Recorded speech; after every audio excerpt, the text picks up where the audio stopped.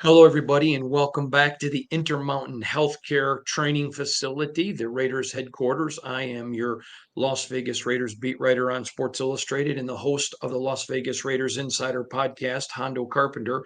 I'm joined by my assistant beat writer and one of the finest young men you'll ever meet in your life, the great Ezekiel Trezevant. Zeke, you and I were both in LA yesterday for the Raiders game. I completely recapped it, but I still think it's important to go back and talk about it because literally just moments ago, Antonio Pierce and Christian Wilkins got done talking about it. Let's start with the elephant in the room, the offense. And you can look at what Gardner did. You can look at some of his stats and say, well, that's good. But you saw a Raiders offense that was not on the attack, guys not holding blocks, not finishing. And Al Davis said it best. We don't take what you give us. We take what we want. And quite frankly, yesterday, the Raiders did a lot of taking what they would give them. Yeah, 100%. It seems like the Los Angeles Chargers defense was kind of dictating the game, honestly. Because the Raiders defense did what they were supposed to do, obviously. But then it seemed like the play calling on the offensive side of the ball was kind of being, decided upon by the defense. There are some issues there, right? And the issues that surround the offense are not the same as the issues that were there last year, right? Now, you can see that there are some good play calls that can be made. Now it's just a matter of actually making them and then executing on them. And then I think that's kind of what impacted Getsy's calling yesterday. I want to go to the game because there was a lot the Raiders left on the board. They had some drives that they ruined. They had with some penalties, with some mistakes. I never think, especially after a first game, that the initial reaction is accurate. I understand fans are fanatics for a reason, but you're a fan, but you're also a journalist. Our job is to just to report. I think there were certainly a loss is a loss. There's no silver lining, and it's a win they should have had. Period. No excuses. But I think there's a lot here that can be cleaned up. And I think they've got a lot of players to do it. It isn't like they're sitting here today with no offense, no players. They've got to get better quarterback play, got to get better offensive line play. But I don't necessarily think it's the sky is falling the way some are acting. Do you? No, not at all. And it is definitely week one. And when you think about people, they've been waiting all off season, like we've been waiting all off season to see their favorite team go out there and take the field. And when it doesn't pan out the way everybody wants, it leads to a lot of overreactions. But it's a long season, right? There's 16 more of these left. I don't think anybody in that locker room is freaking out. Somebody's got to win and somebody has to lose every Sunday, right? That's just how it goes. And sometimes it just doesn't go your way. They've got the players to do it. And I think that's one of the positives that you can kind of glean from what's going on is that, last season after, early season losses, it was a question about whether or not they even had the right players or the right coaching staff to get it done. That's not the case this year. This year, it's more of a matter of executing what's being called. I think if they execute better, if they get better play along the offensive line, they can do pretty well this season. All right, I want to talk to you quickly. Everyone knows Tyree Wilson went down. We're hearing that it's a sprain and not a long-term issue, number one. We're also hearing that Tom Telesco's working the phones on the possibility of adding another defensive end. He's working on it. We're not saying anything's imminent, but he's working on it.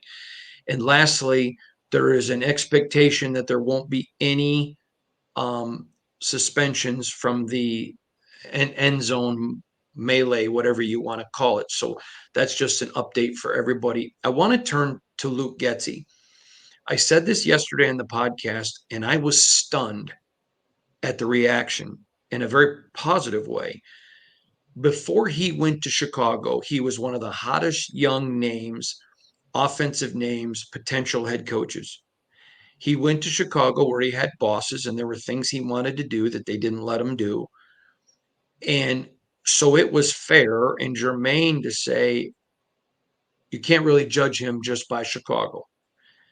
But he gets here, and yesterday the offense looked a lot like Chicago.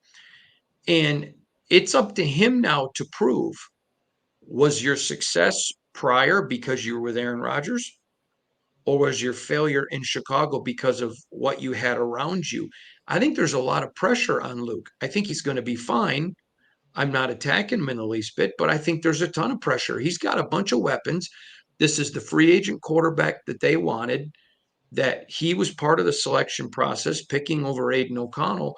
I think there is a lot of pressure on him coming into Baltimore this weekend. Yeah, 100%. Some of it again is not necessarily all on Getsy, right? But this is his Of offense. course. This is he's calling the shots on this. So when the players are not executing, some of that does fall on coaching. Now again, it's week one, very very early. Things need to be corrected on every football team around the league. However, there are certain things that Getsy, we weren't expecting to see on that field yesterday.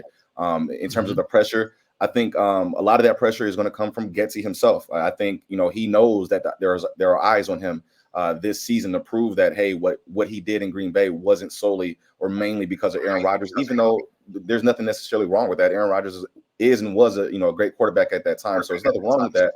But you have to come and prove it, right? The next stop in Chicago, he didn't necessarily do that well, but to be fair, he didn't have that good of tools there, right? He's got the tools now, right? So he's got to kind of go out there and prove it. So he's got to find a way to get these guys to execute properly, and I think he'll be fine long term. Yeah, I do too. I'm not like, it's not like either one of us is calling for his job. We're just calling for improved play. Let's talk about some guys that maybe did play well. We know about one mistake, but Charles Snowden, this young man, we've sang his praises.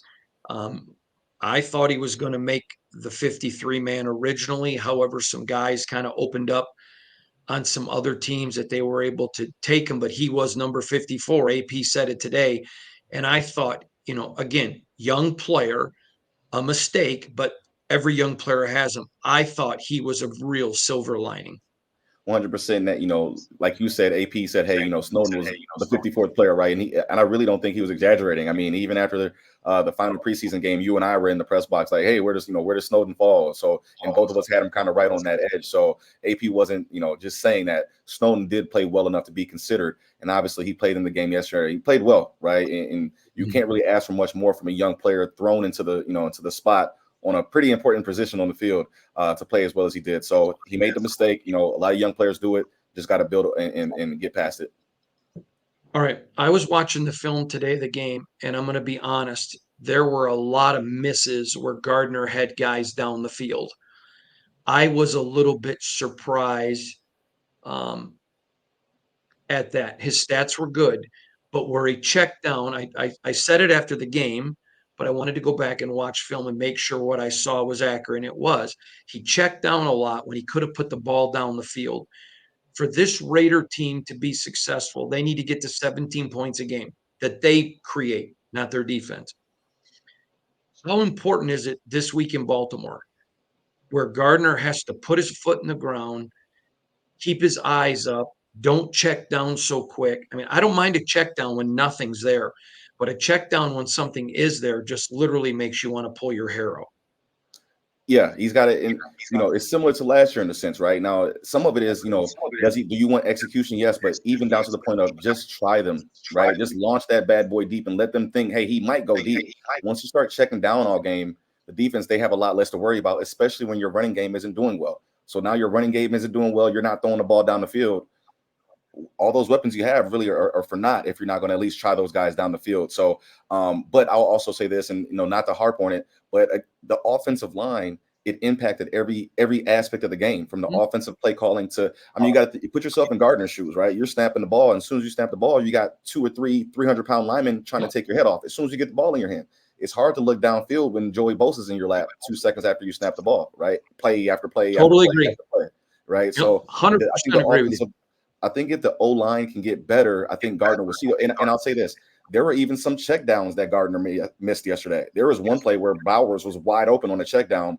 Gardner, he just took the Mhm. sack, and it was. I think it's because again, after a while, it just gets to you. I think that's just human nature. So I think that's where everything starts and ends from them. But Gardner has to try those guys deep. Getsy has to call the plays. Offensive line has to block. And you just made a very germane point. The offensive line struggled. They've got to hold blocks longer, but also Zamir White has to keep pad level low and he has to stay square to his pads. There was too many times, and I understand it's a wide zone. I get that. But when he puts his foot in the ground, he's got to get his shoulders square and run behind his pads. I think there were some times he was just, because the offensive line wasn't holding their blocks, he kept heading towards the sideline or headed to the outside and wasn't getting his pads square. That has a lot to do with the offensive line, but he's a big, powerful back. He falls forward. And so he's got to get his shoulders square to the line a lot quicker. Yeah, 100%. And I think, I think he was another player that the poor play on the offensive line was kind of getting to him a little bit, right? Mhm. Just like the quarterback needs protection, Zeus is every running back needs a good offensive line. They need the line to block, but even more so for Zamir White. He's not the kind of running back that you can hand the ball to and have three guys penetrating your offensive line and you expect anything from. You got to think with Zamir, even when the offensive line does block, he's known for those ugly 2, 3, 4 yard runs, even when he has perfect blocking. So if the blocking's not there, he's going to have a tough go of it. Him specifically, he's going to have a tough go of it. So they got to keep that in mind. And you're right, he's got to put his foot in the ground and he's got to cut. He's got to hit it upfield quicker. And I think that would help out a lot. Earlier this year at Sports Illustrated, we talked about Alexander Madison may have been the steal of free agency. I thought he looked tremendous yesterday. Again, I think he's a guy that they're going to want to keep getting involved. And I don't think it's just let's go with the hot hand. When I say let's, I'm speaking with the team voice. But I thought Alexander Madison was another guy that had a productive day. I'm not pretending like he was great, but I think there's more blood in that turnip. 1,000%. He's versatile, right? He's a change of pace from Zamir as well. He fits in perfectly with what the running backs that they have on the roster does. And then when things aren't working with Zamir, that gives you another outlet of, hey, we can dump the ball off to Alexander. We can still kind of get him the ball. And honestly, like I said, Zamir, he needs a little bit of a running start. Alexander Madison doesn't necessarily need that because he's a little bit more shifty than Zeus is. So he provides different things for the Raiders offense for sure. Yeah, no argument from there. All right, let's go back to Brock Bowers. Uh, he looked the part, and he just finds a way to get open. His speed. There was a couple of plays where, I mean, veteran plays where he's out on a route. Gardner's under trouble. He comes back to Gardner. You can't teach that. You either understand it instinctively. I thought, he had a tremendous day. Oh yeah, 100%. Brock is he showed he was worth that pick, and he showed potential right in terms of what could be done in the future, and as he learns the game even more. But like you said, wise beyond his years, adds another element to the Raiders' offense. And again, once they get that blocking right, I expect even more from Bowers. He's got a lot of untapped potential that I think Raider Nation is going to be excited to see. Yeah, I totally agree. All right, let's talk about Jacoby. This is a guy you got to find a way to get the ball in his hands because when you do, he is so explosive. He demonstrated it yesterday. They have to, and we saw it in training camp. I want to see them do more to get the ball in his hands. Yeah, and he's one of those guys, that helps the offense get going, right? Once you start, especially in this offense, right? If you notice a lot of those times where when Jacoby's getting the ball, they're for chunks of yards, right? 10, 15 yards whenever he does catch the ball. So they have to find a way to get him the ball more. And I think a lot of things will open up if they are able to do that. I want to go back to something you and I spent a lot of time last year talking about when they hired AP. Now, our philosophy is we give 20 games to a new coach. It lets him work on his staff, get a full draft, free agencies, whatever.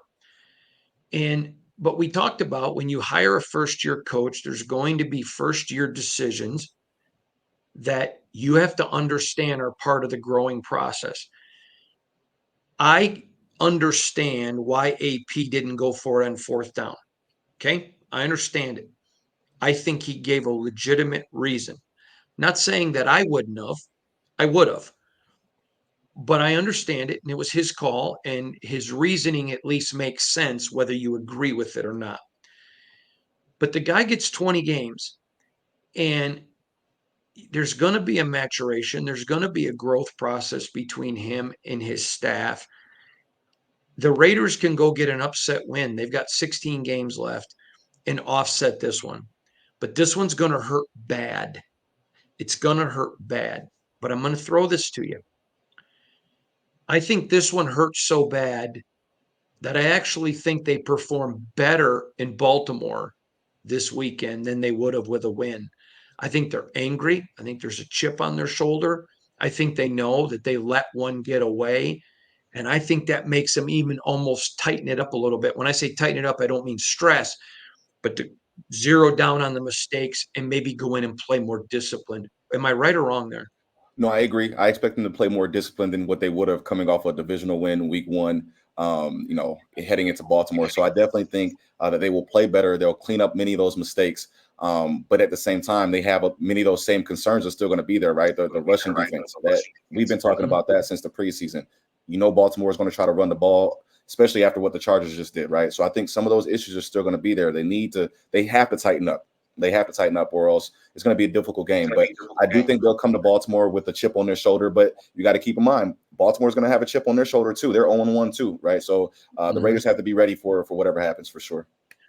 Right. You and I kind of disagree on something, so I want to explore this. It doesn't happen a lot. We don't set out to agree on everything. It just happens because I think we're here and we see the same stuff.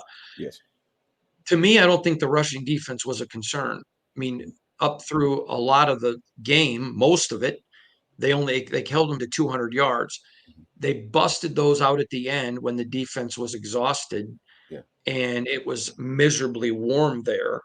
And Yes. so to me, I wasn't as worried about the run defense, but you are. Explain why. Yeah, so and I agree with you. I'm a defensive guy. I love my defense. I love the defense. But at the same time, that could end up in terms of that. When I say that the offense struggling, that could be something that happens throughout the rest of the season, right? So the defense has to be prepared for that. So they played well for 3 quarters, probably a little bit more than 3 quarters, if you ask me. And then, like you said at the end, when you're not getting any run support, it's hard to keep up that pace for 4 full quarters. So makes sense. But at the same time, that some things are just 3 games in the preseason, you were struggling with it, and you were very vanilla.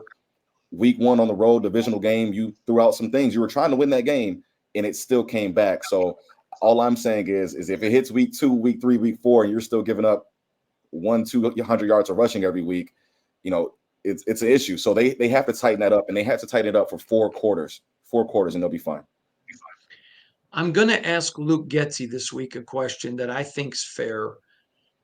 Al Davis said, "We don't take what the defense gives us; we take what we want." And I understand the defense. I mean, the offensive line was struggling. I understand there was pressure. I get all of that, but it just seemed to me there was a mentality in the offense yesterday of, "Oh, we're just going to take what we can get and move on." I think this offense, still playing within ball control, not doing the turnovers, although there was. I think that they need to be a little bit more aggressive and be the Raiders and say, "We're going to go do what we want." Do you agree with that? Man, watching the game yesterday, there were drives where it was just like it almost seemed like starting the drive, he just had a mindset of we're going to dink and dunk and we're going to see what we can maybe possibly get. And next thing you know, it's 3 and out, and you have 5 plays on offense, and you're putting the defense back out there. So yeah, it did seem like there was some timid play calling. But again, when your offensive line isn't doing well, it hinders what you can call, right? So and trust me, I was frustrated watching it, right? I was frustrated watching them go out there and throw 2-yard passes and toss runs when you weren't getting anything. But at the same time, what are you supposed to do when your quarterback has 2 seconds to throw the ball, right? So, but you help yourself out, right? As the offensive coordinator, you have the potential to help yourself out with the play calling. So sometimes you got to open it up and just see what happens. But going in with timid play calling is never going to work. I agree that he's the great Zeke Trezevant. I'm Hondo Carpenter. Appreciate y'all joining us here from Raiders facility. Again, the press conference has just concluded, and we're looking ahead now. Mentality moves to Baltimore next as the Raiders look to go up there and make a statement. But I'm going to tell you something. It is going to be a difficult place to make a statement against one of the best quarterbacks in the NFL, Lamar. We'll see y'all tomorrow.